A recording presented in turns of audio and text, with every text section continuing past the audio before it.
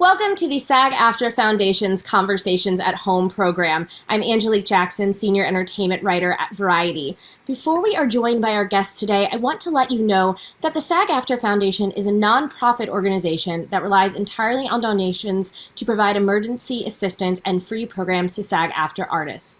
Over the past year, the foundation has given over $6.5 million in COVID relief to more than 7,000 performers.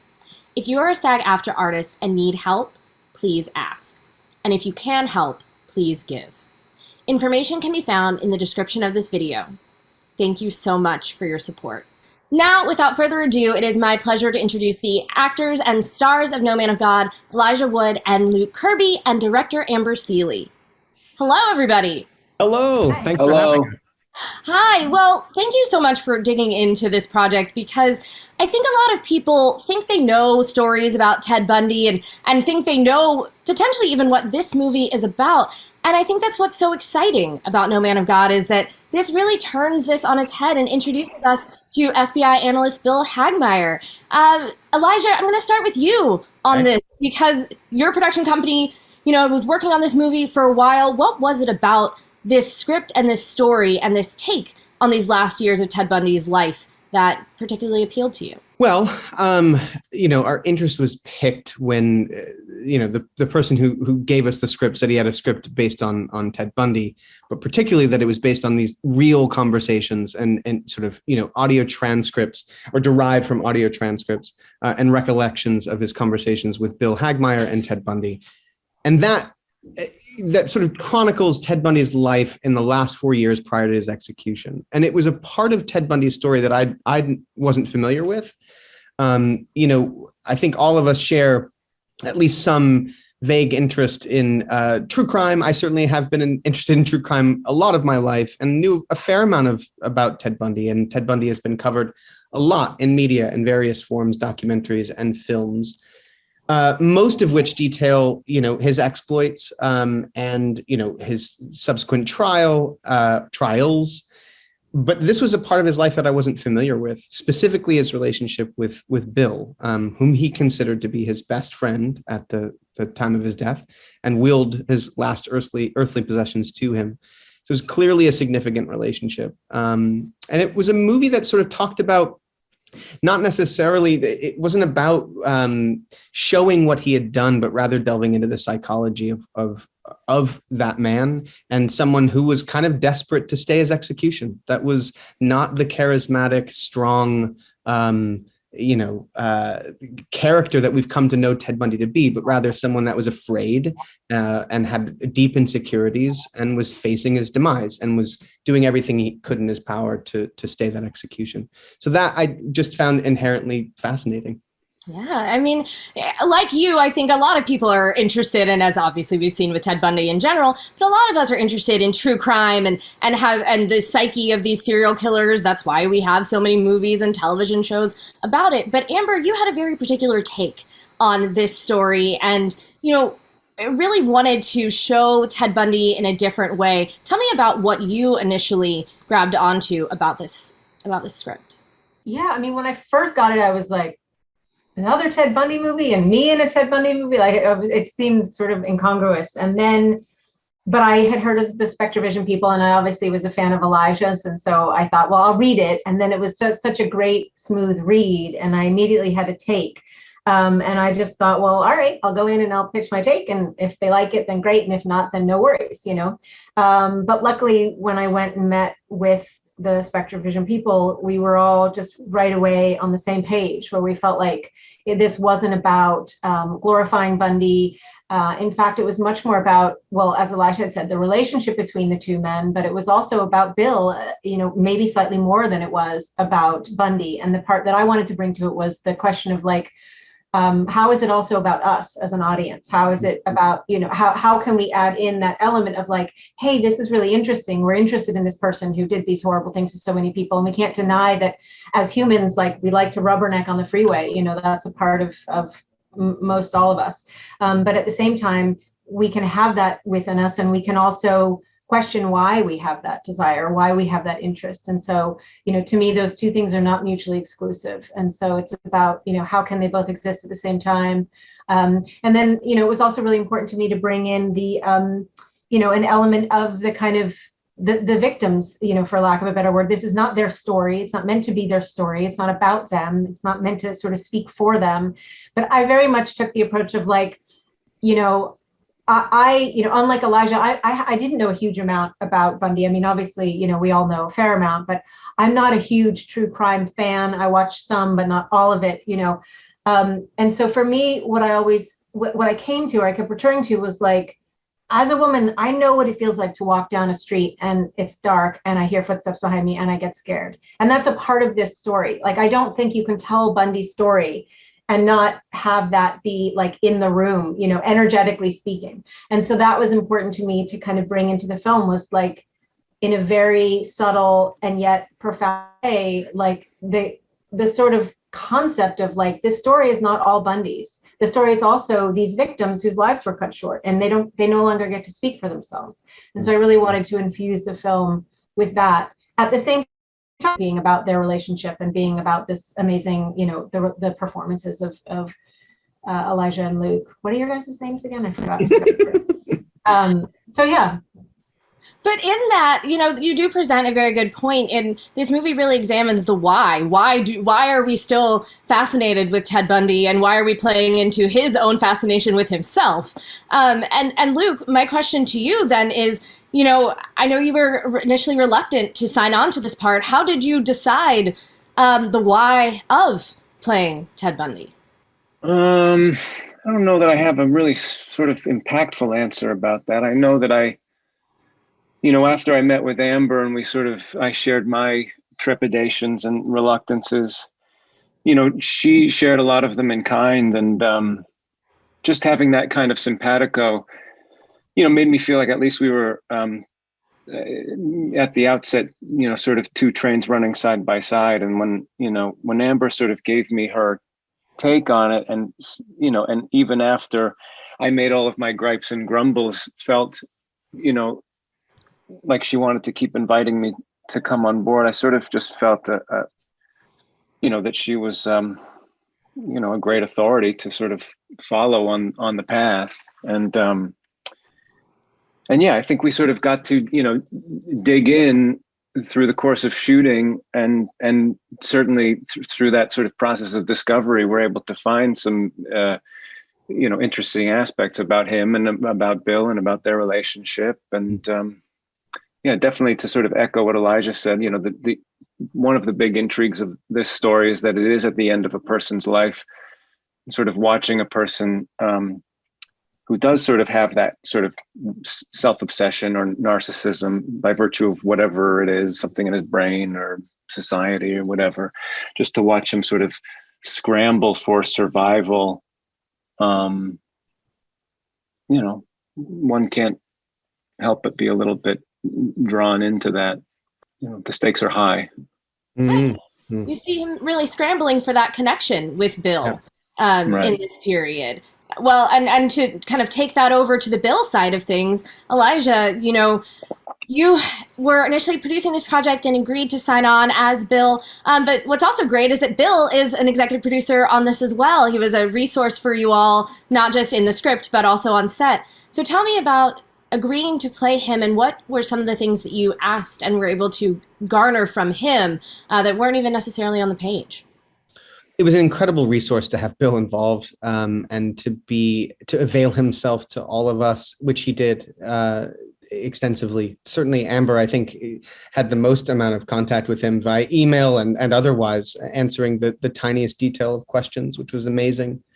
I mean, had we not shot this during kind of COVID compliance, we obviously would have spent time with him, which I would have loved to have done.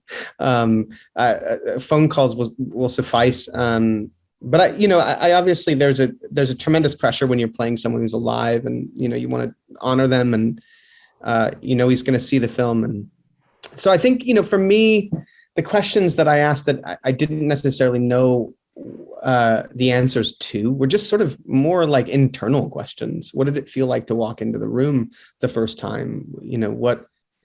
what sort of preparation did you do? Was there any sense of anxiety sitting across from this person who was already so unbelievably notorious?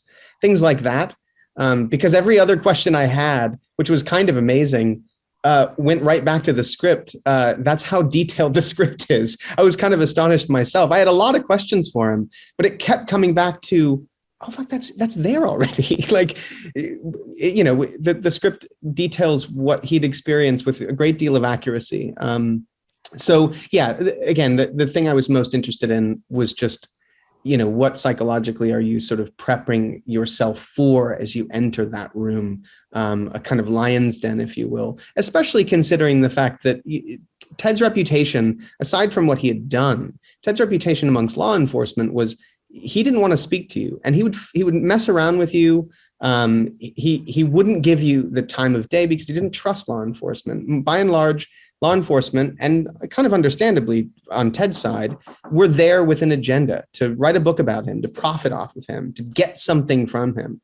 The thing about Bill that made him so fascinating and ultimately so successful in his entire career is that he just genuinely wanted to understand. People felt seen by him because he didn't come in with an agenda.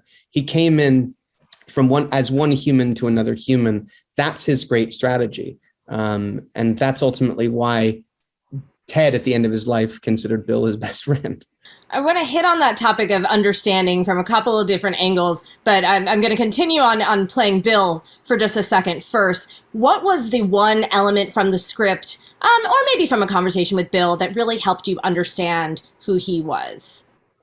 I mean, I think it's that thing you're sort of hitting the nail on. It's that thing of wanting to understand. That's what drives him.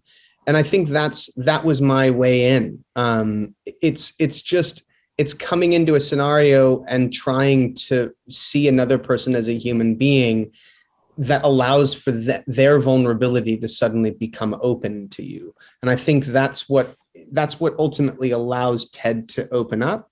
That's within the context of those conversations. And it's so clear that is his methodology. And it's not to say that there's not a dance that's occurring. They're both dancing. Ted is saying something that he's not really saying. There's subtext to what he's saying, and the same with Bill, but there's also honesty amongst that as well. Luke, for you, what was your way in with Ted? Well, I had that weird, room that I would go to and disappear for a few hours and come back smelling strange. But I have to say that, my conversation with Bill helped me feel a little bit better about investigating the material, just by virtue of getting to speak to somebody who's, not just spent, a month doing research, but spent an entire life kind of investigating these crimes, these types of crimes, in a really in-depth way, and it made me feel sort of silly about my, my icky feelings about, dipping my toe into anything. It kind of humanized him. And I think that sort of through line helped me to find a way in, getting to the source of somebody who was actually in the same room as this guy. And, he also affirmed, like Elijah pointed out, everything that was in the script. I mean, if you had any sort of, questions regarding, like if anything seemed a little bit, forced in the script, or, Bill was there to say, no, that happened. And that's all, he kind of legitimized it in a way that, at a glance could have seemed like, oh, silly or ghoulish, or, just like a trope. But Bill was there to sort of point out that was all the way it all went down. So that really helped also to just sort of invest in the moment to moment of playing the scenes. Amber, as a director, trying to find your way into these conversations that were real and recorded, but obviously not video recorded, how did you find a way to really choreograph the way these were going to work between Luke and Elijah, and the idea that, we're spending so much of this film in this one room with the two of them, over these years? Yeah, well, as you say, they were real recorded conversations, and as both of the guys said, it really existed on the page. You could kind of go, did this really? And then you go back and listen and like, oh no, he said exactly that. So, I mean, I felt it was important to me when approaching the characters that the kind of it wasn't about mimicking Bundy or Hagmeyer. For both of them, I think we talked about in the beginning, like how important is it for that we look like them or that we talk like them or move like them. And I was like, that's great, but that's icing on the cake for me. What's more important is the emotional, reality of the scene and the performance, and as it happened, I really lucked out in that both of these guys can do both of those things at the same time, but not all actors can, and so the physical stuff and the voice and all of that, those things just came really easily. And just harking back to what you asked about Bill, we sent Bill pictures saying, what does your hair look like? And he sent us these photos, and Elijah was, what's the word? Kind enough to let us cut his hair exactly like Bill's in that terrible 80s. Well, I love it, kind of helmet, 80s. Look, I loved it too. It made me like a character. And shaved it off like the very day we finished, we wrapped. But yeah, it to me, I felt certainly an obligation to Bill. I didn't want to embarrass him in any way. I didn't want to insult him in any way.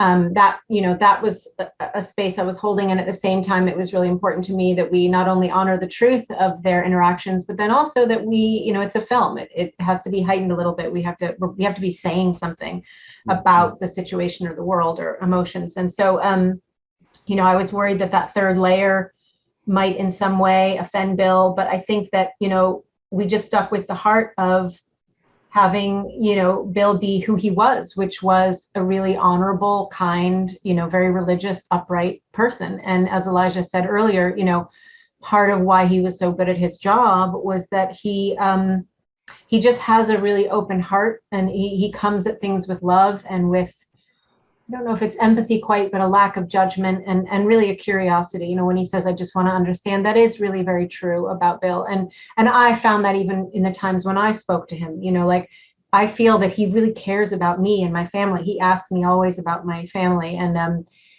he just has that, he makes you feel like he really cares about you. And I think that he's smart enough to take that and infuse his work, so that when he approaches somebody like a Bundy, he uses that and kind of helps to disarm them. And then with Bundy, it was about, when I looked at Bundy, when I listened to the recordings and watched, the videos that are available of him, I saw a deeply insecure, narcissistic, incel kind of guy. And I saw someone who was always trying to make everyone think he was really smart and really cool. And I didn't see this kind of, incredibly sexy, charming, he can turn on the charm and the charisma, certainly. But to me, the real core of him is insecurity and narcissism and thinking his life and his experiences are more important, certainly, than these women's lives. And so, I didn't feel any sort of obligation to him. I mean, not only is he dead, but he's a, serial killer. So to me, what was more important was capturing the authenticity of the emotional reality of what he was going through. And then, as I said, Luke was able to just icing on the cake, bring in the physicality and the voice and the facial expressions and the creepy smiles. I do think, Amber, that perspective does make this stand out, is that this isn't really a movie, and pardon me, Luke, but this isn't a movie about making Bundy sexy. It's not like, he was so hot and charming. This is a movie that, okay, yes, maybe he may have been an attractive guy, but he also was sociopathic. And you hurt my feelings. That just goes to prove that you're nothing like the guy. Thank you. But in that, though, too, that the physicality of it, the idea that, even in our review, in the Variety review, mentioned that you were able to not only just embody him, but also somewhat look like him. Had that ever come up before? Had this role ever come up before? No, but as soon as it was mentioned, as soon as it was mentioned by Amber, I sent him a little thing that I'd compiled of pictures of him and Bundy, like him smiling and Bundy smiling and him making a funny face. And I sent it to him and he was like, I'm never speaking to you again. No, it hadn't really come up. I mean, but when I told people, they, you know, a number of friends responded with, "Oh, I don't really know much about." Oh, yeah, of course. You know, that kind of thing. Right. But you know, we were sort of just afforded this space with Amber at the helm that really, truly, she sort of she bore a confidence that, you know, she shared with us that allowed for a space where we could really try things. And so Mm-hmm. you know, whatever is there was sort of only just because there was room in that space to try things and sort of fling mud at the wall and see what stuck. And then it was a really great way to find a way in, because I was, you know, it was sort of a kicking and screaming, like a little toddler type situation for me, like in terms of getting to the set. But once we were in that space, it became really, you know, with, you know, Elijah across the table was really fun and made for, like, you know, a good day at work. I think also, granted, we were, you know, all for the first time in at least 4 months getting to meet new people, like, you know, at summer camp, just like, you know, so just glomming on to any sort of curiosity or finding out anything about, you know, new people. But I do think that it was just the space just sort of allowed exploration, and you can't always do that. You know, I think maybe that was the benefits of being in one room at the time, because it kind of allowed for that kind of exploration. Had we been having to move around to a bunch of sets, we probably wouldn't have had the time to do that. So that's kind of what I attribute any of that stuff to. Elijah, for you on the other side of that table, what did you in particular experience with the idea, the nature that this is such a two-hander, and, you know, as you two are having these kind of dances, as you described earlier, back and forth, what was it that made those scenes so special? Like, what stands out to you when you look back to them about, you know, that collaboration? I mean, I would literally be echoing what Luke just said. It's, you know, Amber providing the environment and the freedom to be creative and to try things, having the space to do that. And then working opposite Luke was a joy. So it's just, you know, so much came out of that experience. And yeah, it is kind of funny when you think about the limitations of 4 walls and 2 people, and that a majority of the film is that. And yet we were able to find so much within the context of that. And that was fun. It was really fun. And, you know, we'd worked out, there's architecture to those scenes. And, you know, normally, like I'd said, but we would normally do that in person. There would be some kind of, you know, room where we would all be together and work those things out. But we did work out the architecture of those scenes on Zoom and, you know, figured out sort of every little moment. So when we got into those rooms, there was a kind of scaffolding that we could kind of work within and then play within that. And that was also very freeing, because we'd kind of done the building blocks of those scenes were sort of established. Yeah, and I wonder if that also didn't sort of play into the joy of getting to be together, because we were sort of in an isolation prior to it. Yeah. So, you know, not dissimilar from the real life situation. Yeah. Where, you know, there was a kind of just an excitement to be in a room, you know, certainly on my end, to like be in a room with somebody new who would listen. Yeah, definitely.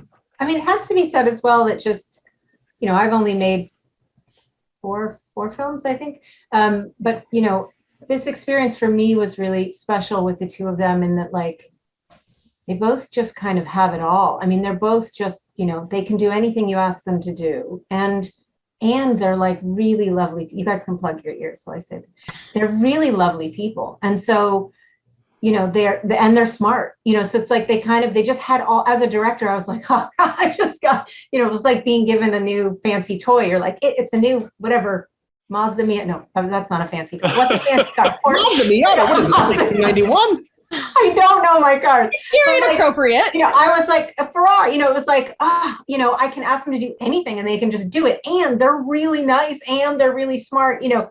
So, you know, as I said, we all were just both thrilled, excited, and scared to be, out in the world again and socializing again. But we also were very much like wanting our industry to survive, and happy that, we were one of the first feature films to start up again in Los Angeles. And so, it felt like a big deal. And we wanted each other to stay alive. And, so there was a real, and as much as it's like a movie about something horrible, there was a real kind of love for each other and love for the process that we had. And, for me as a director, the fact that they were both just willing to really play, there's nothing worse than an actor who like just dips their toe in and doesn't really, and these two guys, you're just like, will you try that? And they're like, yep, great. And they completely dive in the water, and it was just a joy, for me, because I felt like I was getting to play with two really great toys. It was like my childhood with Barbies. You're like getting to.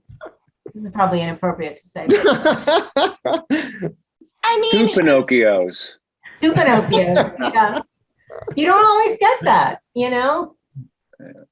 Pinocchio's is actually a really it's a really an apt analogy, because you do have one with quite a long nose by the end, with some of the lies that he tells. But little boy. In that understanding aspect of this movie, I do feel like a lot of people will watch, wanting to know why Bundy did it, looking for that understanding and insight into his psyche in that way. What did you, as you were crafting this movie and knowing that, this is those last days of his life, make of that why, and make of how to translate and deliver that why to the screen? And I know you've talked a bit about like adding to this canon and the idea of, this was intended to be the period at the end of the sentence, but is that really, I don't know. It's that may not even be the right question, but what did you make of that question of why and of understanding Bundy's psyche through this movie? Why? I mean, I think why it's multifaceted. It's that I do think he had mental illness. I think he was a psychopath. I also think he was a narcissist, and I think he was deeply insecure. And I think that, as I said, that he felt like his life and his powerful experiences, as he thinks they are, these experiences with these women whose lives he ends, he thinks that was more important than their entire lives. I think he was also a product of, what was going on in the late 70s, early 80s in the US, the sort of the start of the like women's lib movement and how that was really big on college campuses. I mean, you'll notice a lot of where he was murdering women, were around college campuses. And yes, that's because that's where there are a lot of women congregating. But I also think that, the kind of men's movement impacted him. And I think when you have all the different mental pieces that he already had in place, and what was going on, for this, society at large in terms of gender politics, I think it was just kind of a perfect storm. And then I believe at the end of the day, what Bill says, that he did it because he wanted to. And I do think that there is some element of choosing to be a good human that we all have within us. We all can choose. Certainly there are things, past trauma and being triggered and, whatever other chemical makeup we each have in ourselves. But I do think being a good person, being a moral person is a conscious choice. And you have to make that every day, every minute in your interpersonal relationships, when you're driving on the freeway and someone cuts you off, And so I think Bill is right. And I also think that that's kind of how Bill says that he himself stayed sane. He is a very moral, religious person. And to him, his connection to God and his commitment to his family was the thing that kept him sane throughout it all. And we all have to find whatever that is. It's different for non-religious people and yada, yada. But I think it's the chemistry of, a not well brain and making a choice. And actually, to that point, Elijah, we do get to see a little bit of how, working with Bundy and being around Bundy did get into Bill's head, and he had to kind of figure out, what these conversations were doing to him. Tell me a little bit about those scenes and getting a chance to kind of play the aftermath of once you walk out of that room. Yeah, well, it's an important part of the storytelling, and I think to a certain degree, I would say that there's a little bit of license that we took, I think, in interpreting what his internal life was. And the thing about Bill that makes him so good at his job is he's also not the easiest to read emotionally. I don't know that he would be as emotionally available to the people that he's interviewing as much as they think he might be. And I think that's an important facet of being what he is, to be able to withhold so that he can keep that compartmentalized and separate for his own sanity and safety. So those moments in the film were extremely important in the narrative drama of the storytelling, that there is some degree of an arc that Bill goes through in this conversation, that he is affected. The question of whether or not he could be capable of this is something that affects him and that he thinks about. So those scenes were vital and important, and important to get right too, tonally, balancing against everything that we experience through the conversations that they're having. Yeah, I mean, Amber can speak to that too. You know, it was definitely something that was on our mind, just weaving that narrative throughout, that felt like there is some emotional journey that you are going on with Bill as he's sort of experiencing this, and that there is a cost on some level to have spent time with someone like that. Amber, do you want to chime in?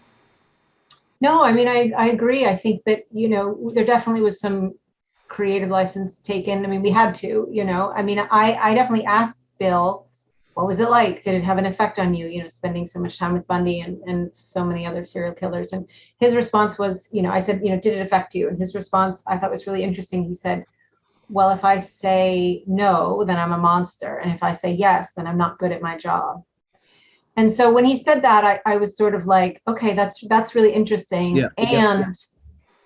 And I have to take the film further. To me, you know, I just don't believe that you can spend that much time sitting opposite such evil and that it doesn't have some effect on you. That's my personal belief. And so at a certain point I had to say, well, I'm the director, so I am going to add in like my, you know, so that stuff where we see, you know, the effects that it's having on Bill and his relationship to himself and to the way he looks at women, certainly, and the way women look at him, you know, that was creative license. You know, that was stuff that I certainly talked with Bill about, but, you know,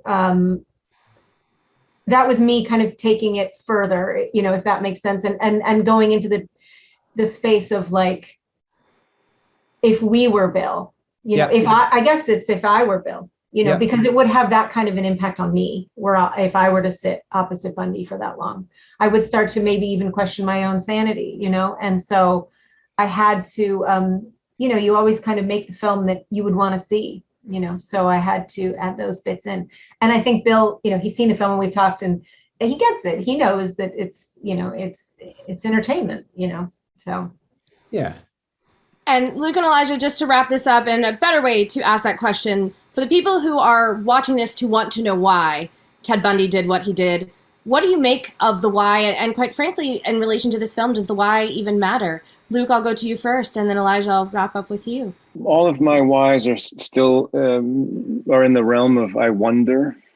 You know, I wonder if, you know, I wonder about the year that Ted was born and the generation that he was born to, and what the generation prior aspired for their children to be. And I wonder about people who lean in too heavily to one idea about what it is to be a person. And, you know, this was a guy who fancied himself the rugged individual, and the kind of burden that can come with that. And if you sort of lean in too closely to things, sometimes you end up doing the opposite of that thing that you lean into, I think. And I think, coupled, obviously, as Amber pointed out, with a very peculiar and unwell brain, I think probably is what prompted it. I guess, you know, the question moving forward is just, you know, what do we do about it? And, you know, the only thing that I can sort of guess at is that it's certainly worth everyone exploring, you know, our own ugliness, our own sort of internal, you know, the landscape that's in there, and what's going on can only help sort of, you know, if history is doomed to repeat itself, can only help, you know, curb or soften those blows. So absolutely, that would be my That's how the world should be. Beautiful. Elijah, to you. All of what he just said, and Amber. And also, I think it's kind of irrelevant a little bit. We're never really going to know. And if anything, I think the study that was done and has continued to be done, hopefully, is providing a landscape mixed with, a better focus on mental health, to provide a landscape in which that happens less, when, there are signs early on and people can get the treatment that they need to not act out in violent ways or to behave this way. But as it pertains to Ted and the why, I think the why doesn't really matter. He did what he did, and there are so many people whose lives were ruined and changed forever. And all he really represents now is just study to prevent that from happening again, Absolutely. Well, thank you for not only your introspection in the film, but also your introspection in this conversation. I really appreciate it. And on behalf of the SAG-AFTRA Foundation, I just want to thank you for sharing your experiences, process, and craft with your fellow performers. Thank you so much for this. It's been lovely. Thank you, guys. Yeah, thank you, Angelique.